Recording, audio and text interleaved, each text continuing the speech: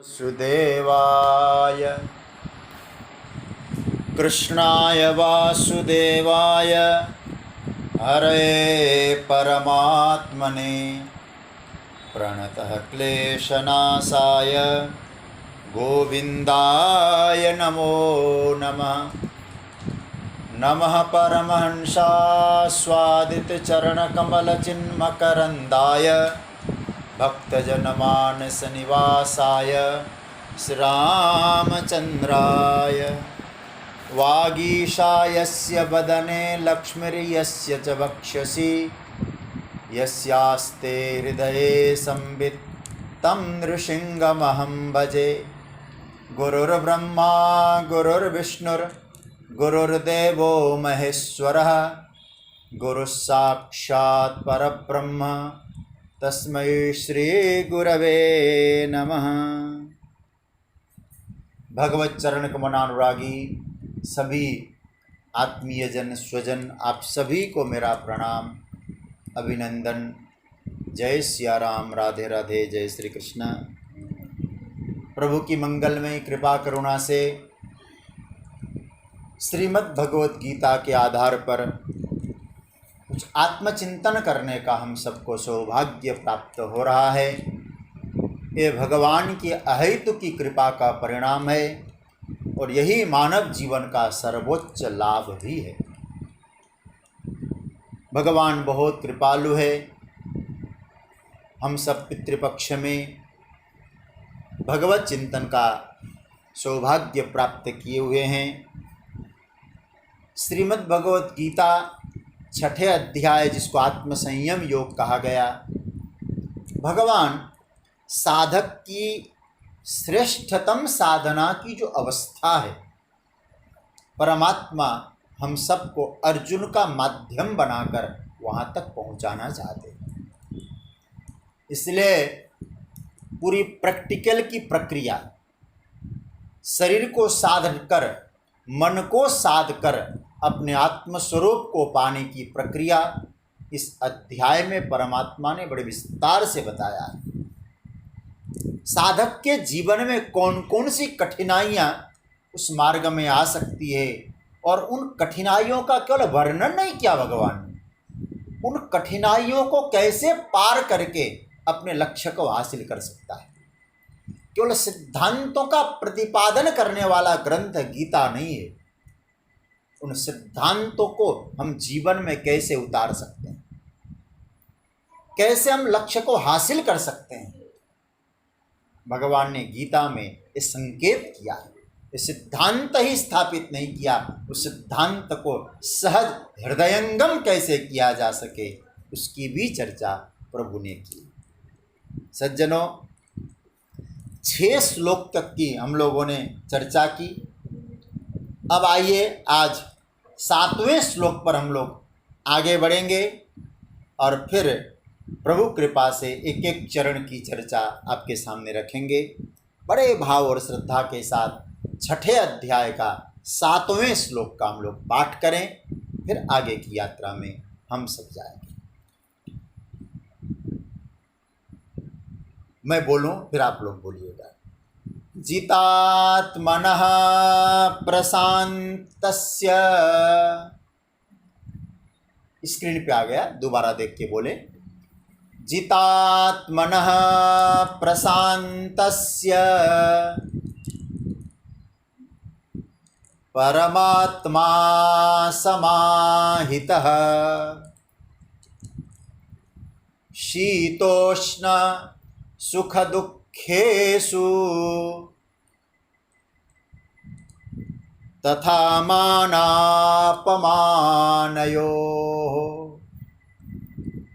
जितात्मनः शीतोष्ण सुख दुःखेषु तथा मानापमानयोः प्रशान्तस्य परमात्मा समाहितः। इसका अर्थ होता है जिसने अपने आप पर विजय पा लिया हो, उस शीत उष्ण मतलब अनुकूलता और प्रतिकूलता, सुख दुख, मान अपमान में जो प्रशांत हो, निर्विकार हो, ऐसे मनुष्यों को परमात्मा नित्य प्राप्त होता है। अब 2-4 सूत्र यहाँ समझने जैसे हैं। भगवान कहते हैं कि जितात्मनः, जिसने अपने आप पर विजय पा लिया। ये एक महत्वपूर्ण सूत्र हम लोग बोल सकते हैं। हम लोगों ने हमेशा जीत की जो परिभाषा है, विजय की जो परिभाषा है, दूसरे पर विजय पाने को विजय कहा गया है। दूसरे पर जीत हासिल करें तो हमको विजयश्री हासिल हो गई, लेकिन गीता का तात्पर्य है ही नहीं। जब हम अपने आप को जीत नहीं पाएंगे, अपने विकारों पर विजय प्राप्त नहीं कर पाएंगे, अपने स्वभाव पर विजय प्राप्त नहीं कर पाएंगे, अपनी इंद्रियों पर विजय प्राप्त नहीं कर पाएंगे, तो विजय की कल्पना भी व्यर्थ है। हम स्वयं को समझें, अपने आप को जानना। हम वो नहीं है, इंद्रियां नहीं है, मन नहीं है, बुद्धि नहीं है। इस प्रकार से अपने स्वरूप को समझना, आध्यात्मिक चिंतन में यही आपका विजय है। यदि आपने अपने आप को पहचान लिया, जान लिया और आप अपने नियंत्रण में है, तो आपने विजय पा लिया। तो गीता का चिंतन ही है, अर्जुन तुम अपने आप पर विजय प्राप्त करो, विजयी भव। और दूसरा भाव देखो, पूज्य संतों ने एक बहुत अच्छा भाव दिया। हमारे मन मस्तिष्क में, हमारे हृदय में युद्ध चलता ही रहता है, ये विकारों का युद्ध। इसमें आसुरी वृत्तियां भी है, दैवी वृत्तियां भी। क्योंकि हमारा जो जीवन है, हमारा मस्तिष्क, हमारा मन है। आप लोग यदि जब श्रीमद् भगवद गीता का जो 16वां अध्याय आप पढ़ेंगे तो दैवासुर संपद विभाग योग, अच्छे विचार भी है, बुरे विचार भी है। और भगवान तो स्पष्ट कहते एचैव सात्विका भावा राजसास्तामसाश्च ये मत्त एवेति तान विद्धि न त्वहं तेषु ते। निकलेंगे वहाँ से, कभी कभी सद्भाव निकलेंगे, अच्छे विचार आएंगे, कभी कभी बुरे विचार भी आते हैं। सज्जनों, कैसे हम जाने? हमारे महापुरुषों ने चिंतन करके कहा, जैसे हम लोग रात को सोए, सुबह जगे, और सुबह जगते ही क्या हुआ, 2 प्रकार के विचार हावी होने लगता है। उसमें से सद्वृत्ति है, वो कहती है कि अब उठ जाओ, सुबह का समय है, व्यर्थ नहीं देना चाहिए, व्यर्थ नहीं गंवाना चाहिए। सुबह जगो, कुछ घूमो, योगासन करो, भगवत आराधना करो, आत्मचिंतन करो, स्वाध्याय करो। ये कौन कह रहा है? सद्वृत्ति।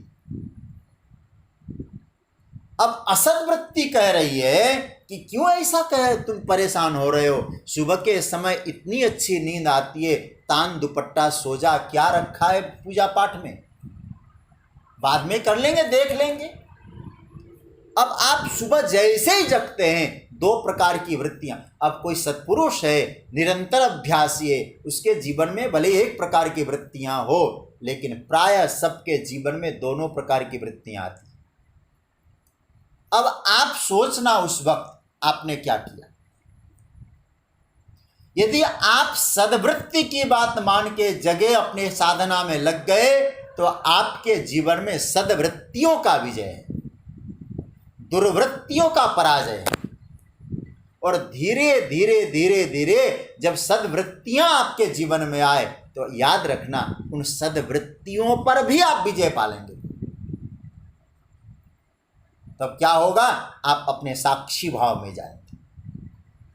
मैं पुनः याद दिला दूं आपको, अच्छी तरह से समझ लेना। दुर्वृत्तियों पर सद्वृत्तियों का विजय, और सद्वृत्तियों पर विजय पाकर निर्विकारता को प्राप्त करना, ये गीता का सूत्र है। मैंने गुणों के प्रसंग में शायद 3 अध्याय या 4 अध्याय में भी कहा है, तमोगुण को रजोगुण से जीतना, रजोगुण से सत्वगुण से जीतना, और सत्वगुण को भी निर्गुण होकर वहाँ से भी ऊपर उठ जाना। ये निर्विकारता का अवस्था।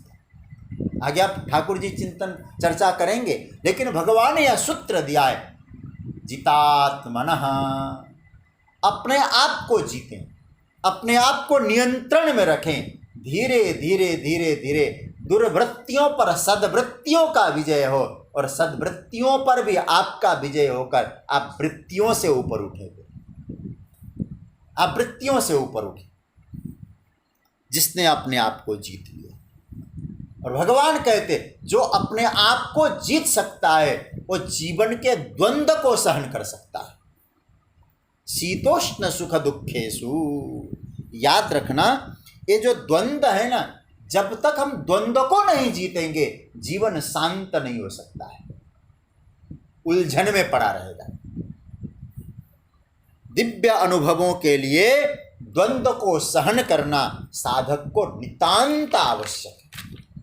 द्वंद्व आएंगे जीवन में, उन द्वंद्व को सहन करना है।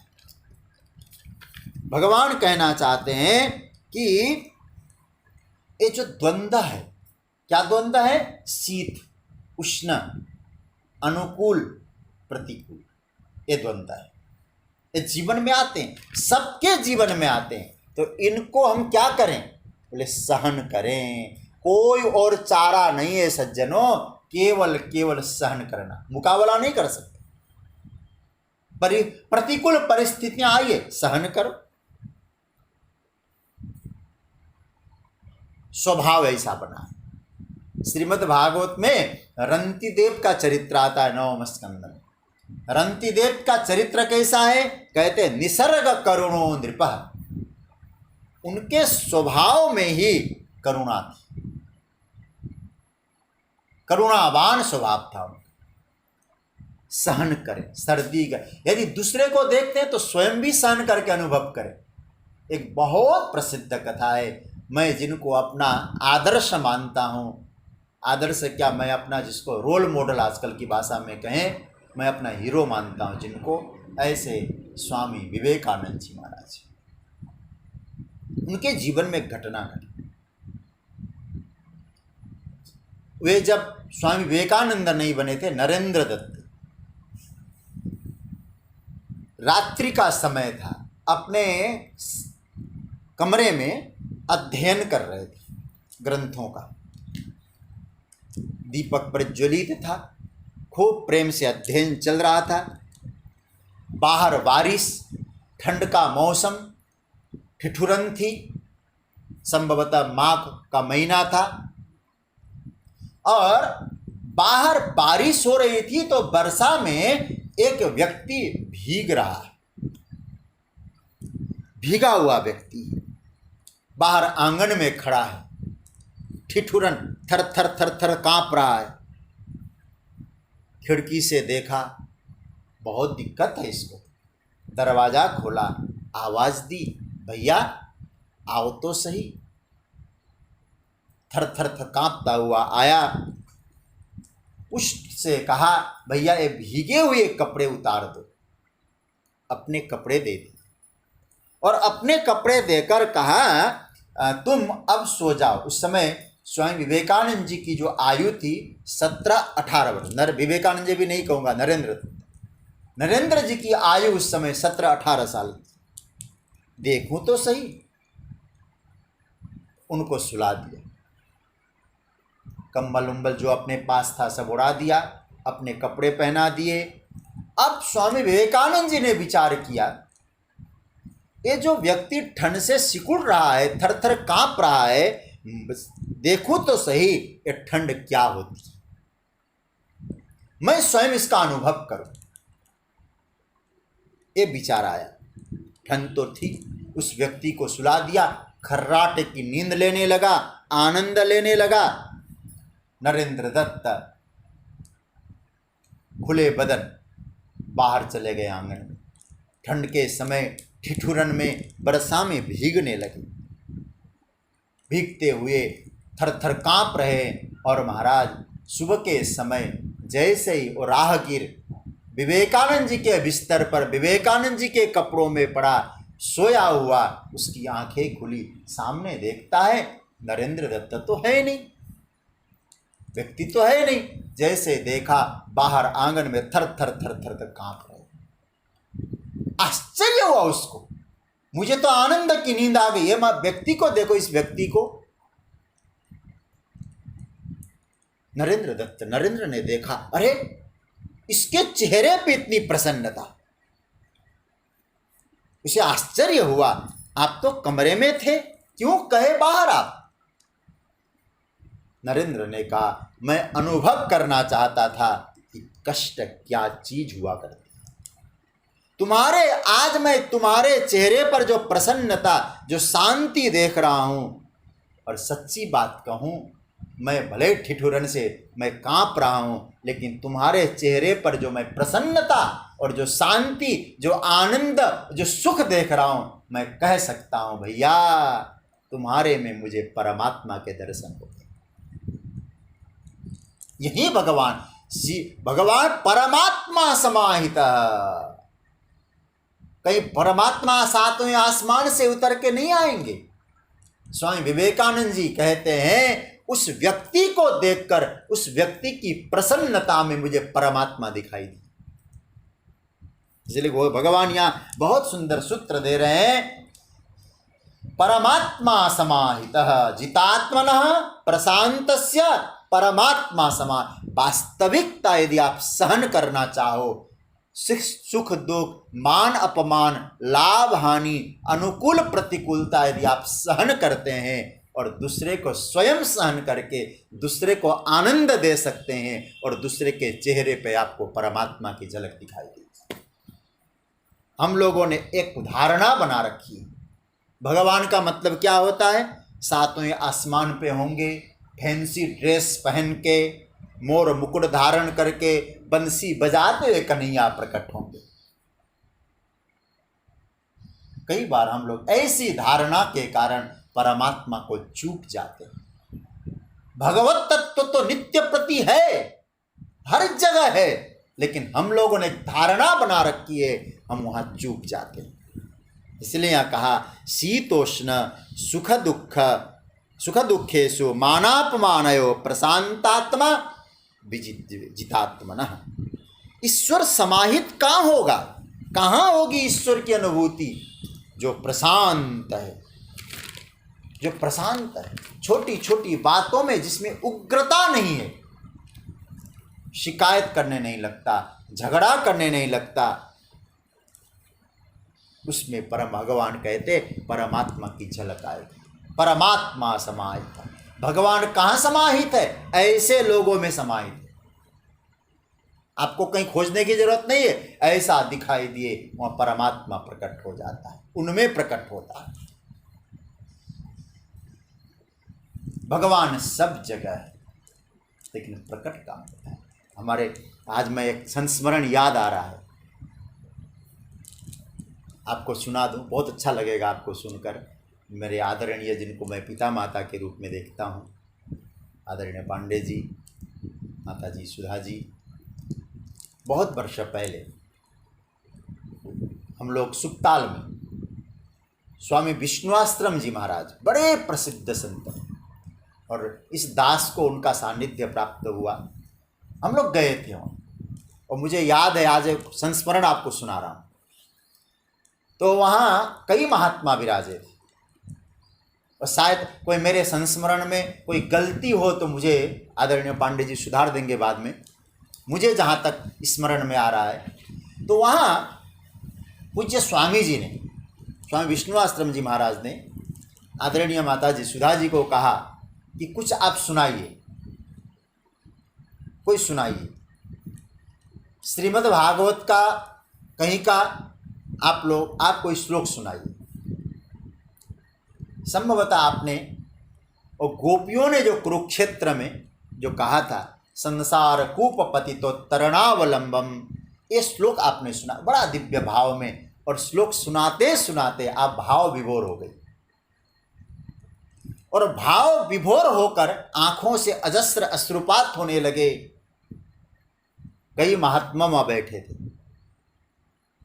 उस वक्त मैं तो पढ़ता था उस समय, उस वक्त पूज्य स्वामी विष्णुआश्रम जी महाराज का कमेंट है, प्रतिक्रिया में आपको बताना चाह रहा हूँ कि भाई जितने भी यहाँ लोग बैठे हैं, महात्मा लोग बैठे हैं, कन्हैया तो सबके दिल में बैठा है, हमारे दिल में भी बैठा है, लेकिन ऐसा लगता है इस महिला के दिल में कन्हैया बैठा नहीं है, नृत्य कर रहा है, रास कर रहा है, और हमारे दिल का कन्हैया सोया हुआ है। शायद ये उनकी, मुझे जहाँ तक है, उन्होंने प्रतिक्रिया दी। कहने का तात्पर्य है परमात्मा सब जगह है, लेकिन समाहित कहाँ है? किसके भावना से भावित व्यक्ति के हृदय में, अथवा ऐसा प्रशांत व्यक्ति हो उसके दिल में परमात्मा विराजमान होता है भगवान। कहीं खोजने नहीं जाना पड़ता। और मुझे लगता है ऐसे महापुरुष का, ऐसे साधकों का, ऐसे भक्तों का दर्शन करो, परमात्मा वहीं प्रकट होकर दर्शन देगा। अच्छा, मैं आपसे कहूं, क्षण क्षण में उग्र हो, नाराज हो, परमात्मा ऐसों के दिल में प्रकट नहीं हो पाता। साक्षी के रूप में भले बैठा हो। जैसे मैं आपसे कहूं, ऐसे लोग हों संसार में, बहुत जल्दी नाराज होने वाले हैं, बहुत झगड़ालू है, क्या ऐसे लोगों से आप संबंध बनाना चाहेंगे, संपर्क रखना चाहेंगे? नहीं चाहेंगे। जब हम लोग ऐसे लोगों से संपर्क रखना नहीं चाहते तो परमात्मा क्यों रखेगा भाई संपर्क? उसको क्या गर्ज पड़ी है? परमात्मा से संबंध बनाना हो, आप जरा सोचिए, जगत में मेरे बहुत सारे मित्रों कब होंगे? जब आपका स्वभाव सुंदर होगा, आप सहन करना सीखोगे, आप सहन करना सीखो, शांत बन जाओ, प्रशांत बन जाओ, जितेंद्रिय बन जाओ, परमात्मा के निकट होंगे। परमात्मा से आप संबंध बनाने जाओ या न जाओ, परमात्मा आपसे संबंध स्थापित करेगा। अरे भाई, आप किसी अपनी कन्या के लिए लड़का खोजने गए, अथवा लड़के के लिए कन्या खोजने गए, आपस में बैठे, कोई मीटिंग हुआ, और बात थोड़ी थोड़ी देर में उस परिवार के लोग उग्र होने लगे, झगड़ालू होने लगे, ज़्यादा बोलने लगे, व्यर्थ की चर्चा करने लगे।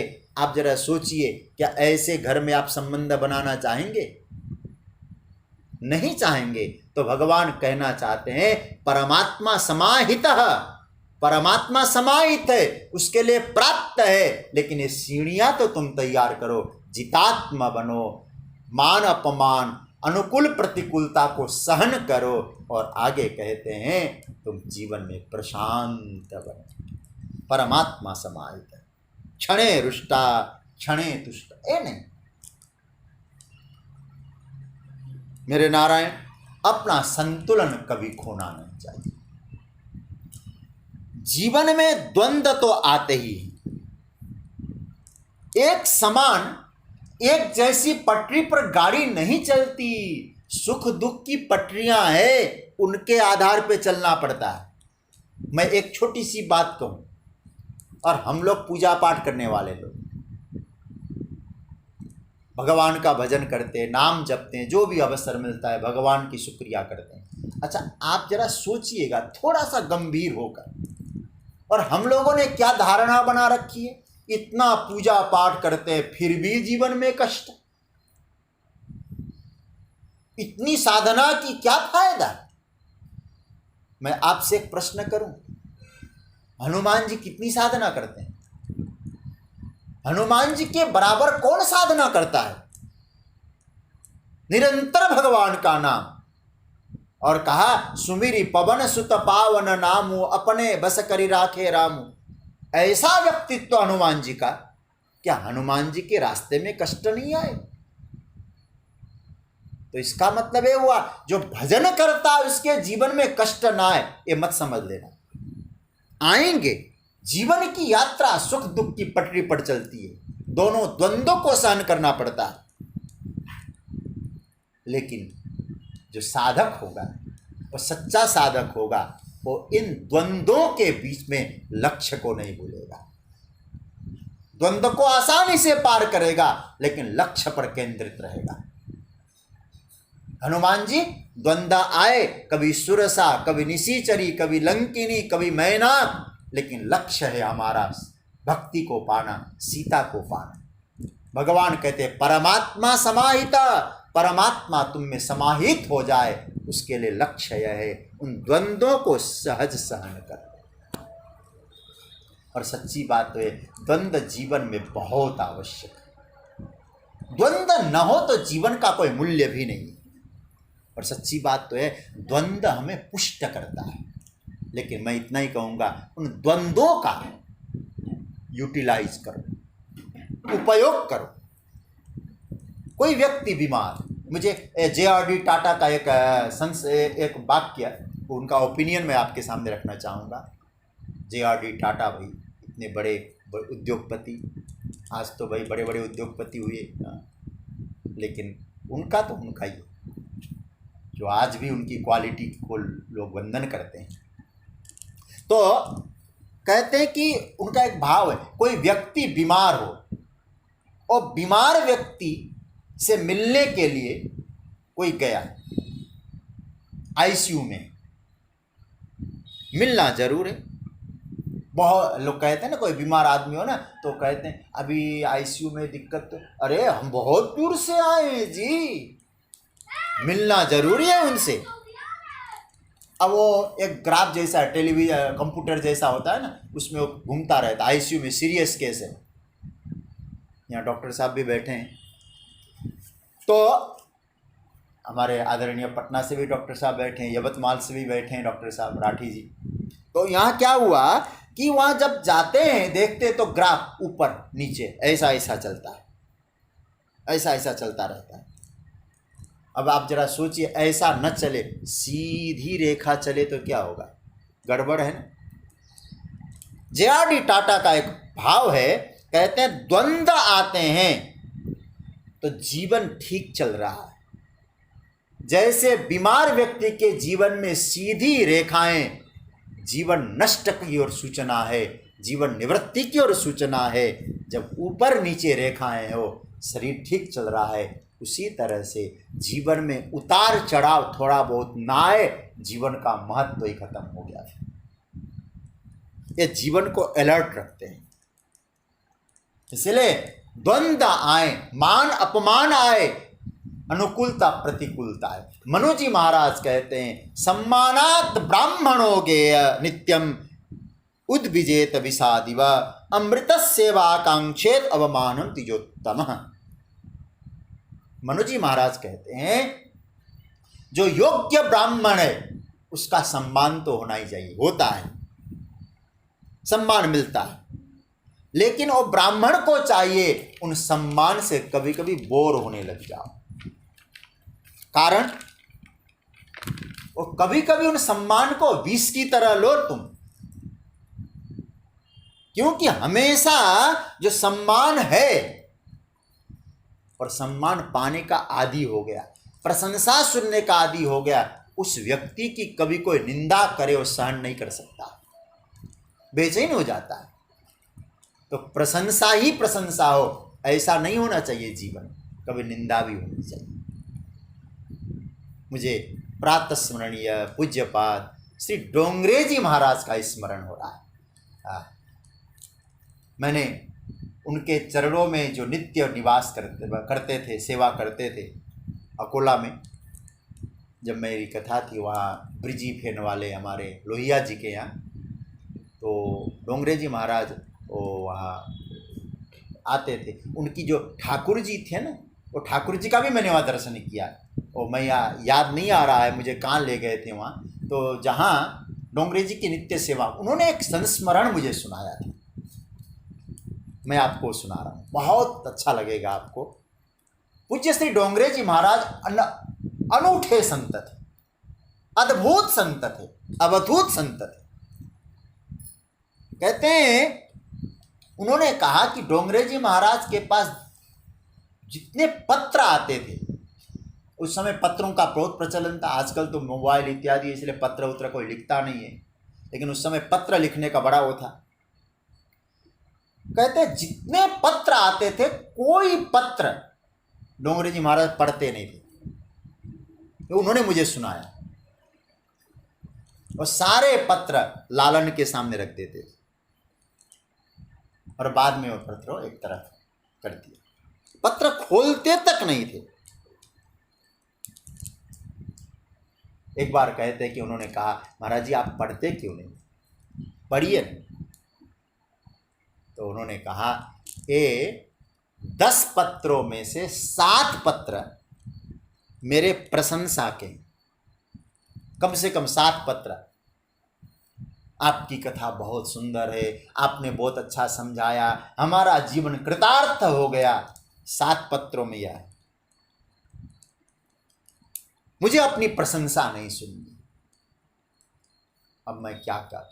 महाराज पूज्य राम सुखदास जी महाराज कहा करते थे, अपना कई बार अपनी जीवनी जब लिखा जाता है तो हमेशा अच्छाई वाला पक्ष ही लिखा जाता है, इसीलिए ज़्यादा अपनी प्रशंसा मत सुनो। तो और उसमें एक पत्र ऐसा होगा, कोई जीवन की समस्या के बारे में आया होगा। ये महाराज जी का भाव, डोंगरे जी का, मैं कौन होता हूं किसी के जीवन की समस्या को समाधान करने वाला, मैं क्या समझता हूं। इसलिए उस भगवान से कहता हूं, सरकार आप आशीर्वाद दें, उसका कल्याण। उसमें से 2 पत्र शायद कोई सुझाव, कोई सजेशन के रूप में आया हो, ऐसा करना चाहिए था, ऐसा कहना चाहिए था। मैं भी अनुभव करता हूँ इस बात को। लोग कहते हैं, महाराज आप इसको ऐसे कहिए, आप इसको ऐसा कहिए। कभी कभी तो ठीक भी लगता है, लेकिन कभी कभी तो ऐसा लगता है सुझाव नहीं दे रहे, बल्कि अपनी बात हमारे माध्यम से निकलवाना चाहते हैं। डोंगरे जी महाराज कहा करते थे, नहीं, परमात्मा के चरणों में मुझे जो प्रेरित करेगा मैं वो बोलूँगा। कभी नहीं पढ़ते थे। सज्जनों, हमारे जीवन में हमारा जो व्हाट्सएप है, व्हाट्सएप के नोटिफिकेशन में कुछ देर के लिए यदि बेल न बजे, 10 मिनट के लिए भी बेल न बजे, तो हमारी हालत क्या हो जाती है, आप जरा सोचिए। लेकिन डोंगरे जी महाराज पत्र ही नहीं पढ़ते थे। तुल्य निंदा स्तुतिर्मौनी संतुष्टो एन केनचित्। तुल्य, मान और अपमान में तुल्य रहते थे। भगवान कहते, परमात्मा को अपने में रखना हो तो मान और अपमान में तुल्य बनो। दूसरा आपके विषय में क्या कहता है, दूसरे के ओपिनियन से, दूसरे की धारणा से अपना आकलन करना बंद कर दो। मैं कैसा हूं, मैं कौन हूं, अपनी वास्तविकता केवल परमात्मा जानते हैं। मुझे लोग क्या कहते हैं ये मत। और मैं आपको एक सूत्र दे रहा हूं, वो सूत्र पकड़ना। ये सूत्र यह है कि जीवन में दूसरे के ओपिनियन को अपना आधार मत बनाइए, दूसरे के मूल्यांकन को अपना आधार न बनाए। हम कौन है, हम कैसे हैं, ये बात स्वयं परमात्मा जानते हैं। परमात्मा अंतर्यामी है। इसलिए यहाँ एक सूत्र आज समझ लेना, सबसे बड़ा रोग क्या कहेंगे लोग, सबसे बड़ा रोग क्या कहेंगे लोग, मान अपमान ये सब होंगे। दूसरा क्या कहता है हमारे विषय में, ये ओपिनियन लेना बंद कर। मेरे नारायण, जिसने अपने मन को जीता वो प्रशांत है। मान अपमान में जो तुल्य है वो प्रशांत है। प्रशांत हम कब हैं सज्जनों, ये 3 लक्षण पकड़ लेना। ये 3 लक्षण आप में आ जाएं, वो साधक प्रशांत की यात्रा में जाएगा, उसके जीवन में परमात्मा समाहित है। पहला लक्षण, ये नोट करने जैसा है, जीवन के प्रश्नों का हल मिलने लग जाए। पहला सूत्र, आप प्रशांत कब है, जब आपके जीवन में कोई समस्या है तो आपके जीवन की समस्या में आपको समस्या है, उन समस्याओं का समाधान आपको मिलने लगे। आप विचलित हो जाएंगे तो आपको नहीं मिलेगा, प्रश्नों का हल मिलने लगे। पहला। दूसरा, सात्विक पुरुषार्थ से जो आपको प्रसाद प्राप्त हुआ है, उस प्रसाद में वो शांत है, संतोष पाता है। प्रभु बड़ी कृपा है, हम इस लायक तो नहीं थे, आपने अनंत करके दिया है। तीसरा, किसी के साथ वो प्रतिस्पर्धा नहीं रखता। फिर दोहरा रहा हूं, जीवन के प्रश्नों का हल उसे मिल जाता है। सात्विक पुरुषार्थ से जो प्रसाद मिलता है उसमें संतोष का भाव रहता है और कभी भी किसी भी प्रकार से किसी के साथ स्पर्धा नहीं रखता है, कंपटीशन नहीं करता है और कंपैरिजन नहीं रखता है। समझ रहे हैं ना? कंपटीशन भी नहीं करेगा और कंपैरिजन भी नहीं करेगा। और हमारे जीवन में या तो हम कंपटीशन में, तुमने ऐसा किया मैं भी ऐसा करूंगा, अरे साधना के मार्ग में करना, उसके पास इतनी बड़ी गाड़ी है मैं भी गाड़ी, उसके पास इतना बड़ा मकान है मैं मेरा भी ऐसा मकान, नहीं। तुलना करना बंद कर दे और कंप्लेन भी न करें, शिकायत न करे, कंपटीशन न करे और कंपैरिजन न करे। जो व्यक्ति दूसरे से स्पर्धा करेगा अपने जीवन में अशांति को खड़ा करेगा। साधक की कक्षा को नापने के 3 तरीके, ये यदि आप में है तो आप प्रशांत है, आप में परमात्मा समाहित है। इसलिए भगवान के जितात्मन, जिसने जीत लिया ऐसा योगी सिद्ध हो गया। जितात्मा ही प्रशांत आत्मा हो सकता है। अशांत की स्थिति, श्रीमद् भागवत में प्रहलाद जी महाराज जब भगवान नृसिंह की स्तुति करते हैं, प्रहलाद जी कहते हैं जैसे हमारी इंद्रियां कौन है, बोले पत्नी की तरह है। हम कौन है, पति है। और हमारी कितनी पत्नियां हैं, तो कहा कि हमारी बहुत सारी पत्नियां हैं। 5 ज्ञानेंद्रियां हैं, 5 कर्मेंद्रियां हैं, मन आदि है। तो ये सब क्या है हमारे जीवन में, ये हमारे जीवन के ये पत्नियों का। और क्या कर रहे हैं, ये सब अपने अपने भवन की ओर खींच रही है ये पत्नी। तो भगवान प्रहलाद जी कहते हैं जैसे एक पति अनेक पत्नियां अपने अपने भवन की ओर खींचे, ऐसे ही वो साधक की इंद्रियां अपने आप अपने अपने विषयों की ओर खींचती है। उसमें आप शांत रहे, प्रशांत रहे। सामान्य महापुरुष हो, सामान्य व्यक्ति हो, चाहे बड़ा व्यक्ति हो, सुख दुख आते हैं। महापुरुषों की प्रशंसा होती है, निंदा होती है, लेकिन फर्क इतना है कि सामान्य व्यक्ति द्वंद्वों से विचलित हो जाता है और महापुरुष उन द्वंद्वों में साक्षी भाव को देखते हैं। तो भगवान कहते फिर ऐसे जो व्यक्ति है वो व्यक्ति उसके जीवन में परमात्मा स्थिर हो जाते हैं, परमात्मा समाहितः। फिर उसके जीवन में क्या भाव आना चाहिए, मैं अकेला नहीं हूं, मेरे साथ परमात्मा है, मेरे साथ भगवान है। दूसरे की प्रशंसा से मैं बड़ा होता नहीं हूं, मैं बड़ा ऑलरेडी हूं, क्योंकि मेरा परमात्मा बहुत बड़ा है। परमात्मा के कारण मैं बड़ा हूं दूसरे के ओपिनियन से। और ध्यान देना, वो सर्वदा परमात्मा समाहित है। इसलिए परमात्मा समाहित का मतलब हर समय उसके जीवन में भगवान है, नित्य प्राप्त है परमात्मा। एक छोटी सी बात आपसे कहूं, वेदांत की यात्रा में भी यदि हम देखें, जो परम तत्व परमात्मा है वो समय सापेक्ष नहीं है, समय विशेष में नहीं है, स्थान विशेष में नहीं है, रूप विशेष में नहीं है। परमात्मा समाहित है और नित्य है। कैसे, देखो कई बार होता है, भगवान सत्ययुग में तो बहुत मिल जाते थे जल्दी। एक पंडित जी थे हमारे सुखताल में, वो कहा करते थे, देखो बेटा, मैं उनको गीता सुनाया करता था शुरुआत में, तो देखो बेटा ये भगवान है ना बहुत जल्दी मिल जाते हैं। मैंने कहा कैसे पंडित जी? कहा कि आज मैं टीवी देख के आया, ओम नमः शिवाय कर रहा था तो शिव जी प्रकट हो गए। भगवान तो ऐसे मिलने चाहिए। तो कहने का मतलब है भगवान उस समय मिलते थे, नहीं, भगवान किसी समय विशेष में मिले, ये भाव हटा दो। समय सापेक्ष नहीं, देश विशेष में नहीं है। भगवान का दर्शन वैकुंठ में ही होगा, गोलोक में ही होगा। देश विशेष से बंधे नहीं भगवान, समय विशेष से भगवान को मत बांधें, देश विषय से मत बांधें। और दूसरी बात, भगवान इस रूप में आएंगे, आकार विशेष से भी मत बात। भगवान सर्वदा है और सर्वत्र है, परमात्मा समाय।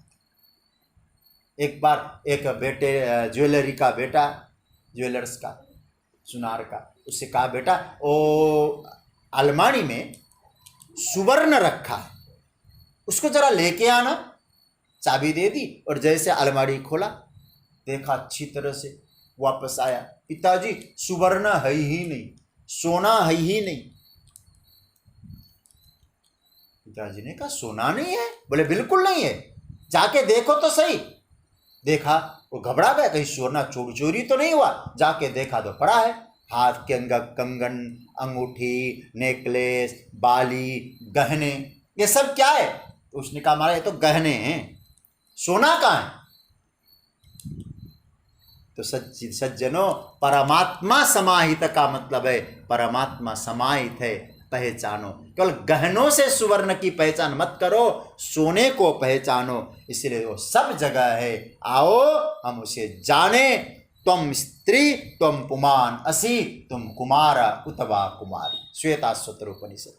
बोले तुम हर रूप में हो, हर जगह हो, इसलिए परमात्मा को समझने का प्रयास करो। भगवत तत्व को हमें जानना है।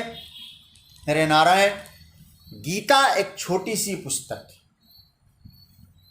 छोटी सी एक पुस्तक है जिसमें 700 श्लोक, महाभारत में 1,00,000 श्लोक, स्कंद पुराण में 80,000 श्लोक, भागवत में 18,000 श्लोक, शीतोष्ण सुख दुखेषु समः संग विवर्जितः। लेकिन यहाँ हर जगह भगवान ने शीतोष्ण सुख दुखेषु तथा मानापमानयो मात्रा स्पर्शास्तु कौन्तेय इत्यादि भगवान ने कहा। प्रभु कहना चाहते हैं कि इनसे तुम घबराओ मत, इनसे घबराने की आवश्यकता नहीं है। ये सर्दी गर्मी ये सब आते हैं, आने दीजिए, जैसे आए वैसे ही चले जाएंगे। ये आने वाले हैं और जाने वाले भी, स्थायी इनका कोई अस्तित्व नहीं है। इसलिए तुम सहन करना सीखो, घबराना बंद करो। तुम इन सब को तुम सहन करो, निश्चित रूप से आप जो है उस परम तत्व के अनुभूति के अधिकारी बनेंगे। ये सूत्र भगवान दे रहे। ये सर्दी गर्मी सुख दुख आए हैं, ऐसे ही चले जाएंगे। एक संत श्री पथिक जी महाराज हुआ करते थे, वो कहा करते थे, न रह सकोगे न रख सकोगे, न रह सकोगे न रख सकोगे, ये उनका भाव था। न आज विक्षेप हो रहा है, कभी कभी हो जाता है यहाँ, कोई बात नहीं, बाद में मैं आज आपको इसका स्वाध्याय परिवार में आज का रिकॉर्डिंग में डाल दूंगा। आज थोड़ा विक्षेप हो रहा है। ये सर्दी गर्मी सुख दुख सब सहन करो। तो कहने का तात्पर्य है कि भगवान कहना चाहते हैं कि जीवन का आनंद लेना हो तो ये सब व्यवस्था, जो सर्दी गर्मी सुख दुख अनुकूल प्रतिकूल, ये सब जितनी भी परिस्थितियां हैं, उन परिस्थितियों को तुम सहन करना सीखो। तुम सहन करोगे, परमात्मा समाहितः, परमात्मा आप में समाहित, ये भाव दिया है। नारायण नारायण नारायण। आज कुछ विक्षेप हो रहा है तो आप चिंता न करें, बाद में हम जो है इसको आज स्वाध्याय परिवार में इसको प्रवेश करा देंगे, इसको डाल देंगे। तो मैं चर्चा कर रहा था, भगवान कहते परमात्मा सब में है, उसको पहचानो, और पहचानने का तरीका है मान अपमान सुख दुख अनुकूल प्रतिकूल, इन परिस्थितियों को सहन करो। आइए 8वें श्लोक पर हम लोग प्रवेश करें। 8वां श्लोक, उस पर थोड़ा चिंतन करते हैं। खूब प्रेम से जितना संभव हो सके आप लोग समझ लें और पाठ करें मेरे साथ। आइए सब मिलकर 8वें श्लोक का पाठ करिएगा। ज्ञान विज्ञान तृप्तात्मा कूटस्थो विजितेन्द्रियः युक्तः इत्युच्यते योगी समलोष्ठास्म कांचन। ज्ञान विज्ञान तृप्तात्मा कूटस्थः विजितेन्द्रियः समलोष्ठास्म कांचन योगी युक्तः इति उच्यते। विज्ञान विज्ञान से जिनका अंतकरण तृप्त है, जो कूट की तरह, स्वर्णकार जिसमें स्वर्ण इत्यादि कूटता है, कूट की तरह स्थिर है, इंद्रिय जीत है, मिट्टी लोहा और स्वर्ण में जो समबुद्धि रखता है, ऐसा जो योगी है वो योगारूढ़ है, भगवान कह रहे हैं। तो आइए एक थोड़ा सा चिंतन करें। यहाँ हम लोग थोड़ा चिंतन की यात्रा में जाएं। ज्ञान और विज्ञान, भगवान कह रहे हैं कर्मयोग का प्रकरण चल रहा है। ज्ञान क्या है और विज्ञान क्या है, थोड़ा समझ लें। कर्म करने की जो जानकारी है उसका नाम, या कर्मयोग का प्रकरण है, कर्म करने की जो जानकारी उसका नाम है ज्ञान, और कर्मों की सिद्धि और असिद्धि में सम रहना इसका नाम है विज्ञान। जगतगुरु शंकराचार्य ज्ञान और विज्ञान को क्या कहा है अपने भाष्य में वो लिखते हैं, ज्ञानम शास्त्रोक्त पदार्थानां परिज्ञानम, विज्ञानम तो शास्त्रतः ज्ञातानां तथैव स्वानुभवकरणम। क्या अर्थ हुआ इसका? शास्त्रों में कही हुई बातों का सब प्रकार से जानकारी रखना एक ज्ञान है, और शास्त्रों ने ऐसी बात कही है उसका अनुभव करना ये विज्ञान है। तो ज्ञान विज्ञान तृप्तात्मा, ज्ञान कई प्रकार से होता है, लेकिन जगतगुरु शंकराचार्य का भाव बड़ा दिव्य है। हम लोग स्कूल कॉलेजों में पढ़ने जाते तो भी हम कुछ ज्ञान तो पाते ही, कुछ चर्चा करते हैं तो ज्ञान पा लेते हैं, लेकिन जगतगुरु शंकराचार्य कहते हैं जो शास्त्रों के अनुसार जो ज्ञान है परमात्मा की अनुभूति है। भगवत अनुभूति मनमाने ढंग से नहीं हो सकता है। शास्त्रों के अनुसार, नियम के अनुसार जिसने भगवत तत्व की अनुभूति की है वो विज्ञान। भगवान कहते हैं ना, तस्मात् शास्त्रम प्रमाणम ते कार्या कार्य व्यवस्थित। ज्ञान विज्ञान तृप्तात्मा, अब कुछ नहीं चाहिए। तृप्तात्मा का मतलब अब कुछ नहीं चाहिए। तृप्त का भी बहुत अच्छा अर्थ है शांकर भाष्य में, तृप्त संजाता अलम प्रत्यय। आप तृप्त कब बनेंगे? अब नहीं, बस अब नहीं चाहिए। तृप्ति का अलम, अलम शब्द का अर्थ है बस बस बस, अब नहीं चाहिए। और तृप्त क्या मतलब हुआ? पूर्ण तृप्ति में जो अन्य रस है उसको स्वादहीन लगते हैं। अभी हमने तृप्ति का अनुभव किया ही नहीं। जिस दिन हमको पूर्ण तृप्ति हो जाए, अन्य जितने भी विषय के रस है ना हमको स्वादहीन लगेंगे। इसलिए तृप्तात्मा का मतलब है जिसने अपने स्वरूप में अपने स्वरूप की तृप्ति का अनुभव किया है। ज्ञान विज्ञान तृप्तात्मा। कूटस्थ, एक एक शब्द महत्वपूर्ण है। कूटस्थ, कूटस्थ का अर्थ होता है जो कूट होता है ना, लोहार जिसमें सोना चांदी सुनार इत्यादि ठोकता है।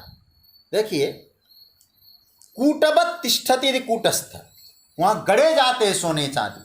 सोना आया ठोका, चांदी आया ठोका, लेकिन वो तो ज्यों का त्यों है, उसमें आने जाने वाले गए। उसका नाम है निर्विकार सत्ता, एक रूप रहता है वो। तो जीवन कैसा हो? पहले ज्ञान और विज्ञान उसके जीवन में तृप्ति का अनुभव कराए, और कूटस्थ हो। विजितेंद्रिय, जितेंद्रिय नहीं विजितेंद्रिय। देखो बी उपसर्ग लगाया। जितेंद्रिय क्या कहते हैं? कभी कभी धर्म मर्यादा के कारण हम लोग कहीं गलत रास्ते पे जाने से बचते हैं। नहीं, हमारी मर्यादा नहीं जाना चाहिए, ऐसा नहीं खाना चाहिए।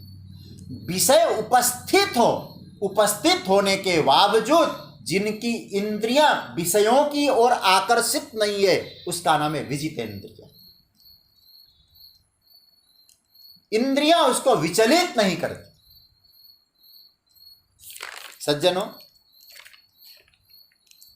ये विजितेंद्रिय की अवस्था बड़ी दिव्य अवस्था है।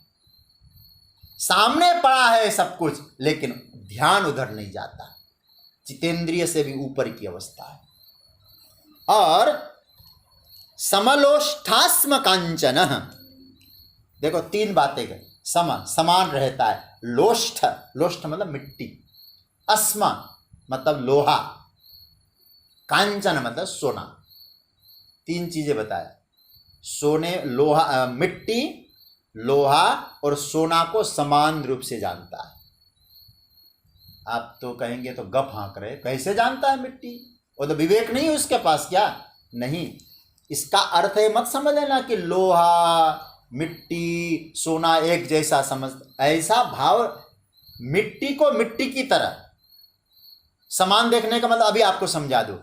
मिट्टी को तिजोरी में नहीं रखता, लोहे का टुकड़ा तिजोरी में नहीं रखता, सोना बाहर नहीं फेंकता, वो तिजोरी में ही रखेगा।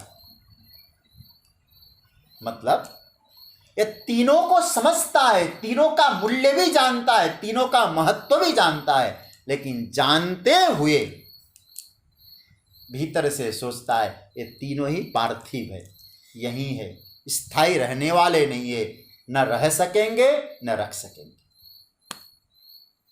याद रखना, उसे मालूम है ये न रह पाएंगे न हम रह पाएंगे। जब तक है इनको व्यवहार करना, इनके बिना आए तोबा मत मचा। मैंने अभी थोड़ी देर पहले कहा भी है कि जीवन कैसा, एक किसी ने कहा न रख सकोगे न रह सकोगे, न आपका फर्श रहेगा न आपका पर्स रहेगा, न आपका घर रहेगा, क्योंकि आप ही नहीं रहोगे। कोई स्थायी नहीं है। तो वो व्यक्ति ये सोचेगा स्थायी तो है नहीं, जब तक है इसका उपयोग करें, है नहीं तो क्या? ऐसा जो ज्ञान विज्ञान तृप्त जितेंद्रिय समबुद्धि वाला कर्म योगी युक्त योगी योगारूढ़, वो योगी है, वो योग युक्त है। मैं आपको एक बात और कहना चाहूंगा, योगी का मतलब क्या है? योगी का मतलब आपके घर का पीतल सोना बना दे, वो योगी नहीं। आसमान में यूं हाथ मारा और बहुत ला के आपको दे दिया, वो योगी नहीं।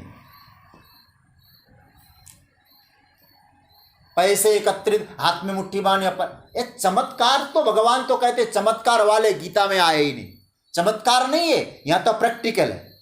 जो पाना है पुरुषार्थ से पाना है, जो पाना है साधनों से पाना है। जगत गुरु शंकराचार्य का एक सूत्र मैं आपको बता दूं। जगत गुरु भगवान भाष्यकार कहते नहीं श्रुतैरपि घटः पटयितुं शक्यते। जो चीज बदलने की बात कहते, तुम्हारे घर का लोहा मैं सोना बना दूंगा, जगत गुरु शंकराचार्य कहते हैं देखो भाई, कोई वेद मंत्र पढ़ ले, कितना बोले श्रुति सतैरपि, सैकड़ों बार वेद के मंत्रों का पाठ करे तो घटः पटयितुं न शक्यते। घड़े को कपड़ा नहीं बनाया जा सकता, घड़ा घड़ा ही रहेगा। मतलब वस्तु का स्वभाव अन्यथा नहीं हो सकता।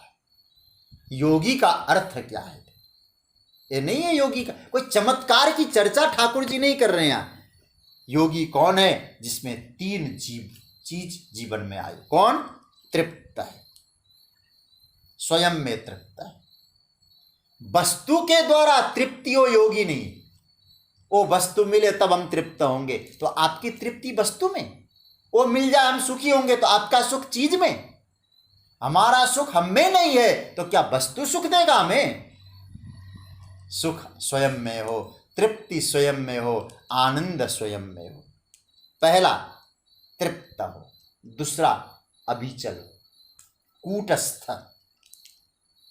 ध्यान से सुनिएगा, पहला तृप्ति, दूसरा अभिचल। अभिचल का मतलब कैसी भी परिस्थितियां आए, कैसी भी स्थितियों का सामना करना पड़े, अभिचल रहेगा, विचलित नहीं होगा। तीसरा विजितेंद्रिय, विषय उपस्थित हो जाएं लेकिन उनकी जो मनस्थिति है वो मजबूत बनी। ऐसा जो जीवन है, ऐसा जीवन जिसको प्राप्त होता है वो योगी है। भगवान कहते उसमें समदृष्टि है, उसमें योग रूढ़ है, वो परमात्मा उसमें समाहित होता है। ज्ञान विज्ञान तृप्तात्मा कूटस्थो विजितेंद्रिय युक्त इत्युच्यते योगी समलोष्ठास्म कांचन। समबुद्धि वाला वो योगी भगवत प्राप्त करता है। सज्जनों, 2 श्लोकों की चर्चा संक्षेप में हुई। 1-2 निवेदन मैं आपसे करना चाहूँगा। आज की चर्चा को विराम देते हुए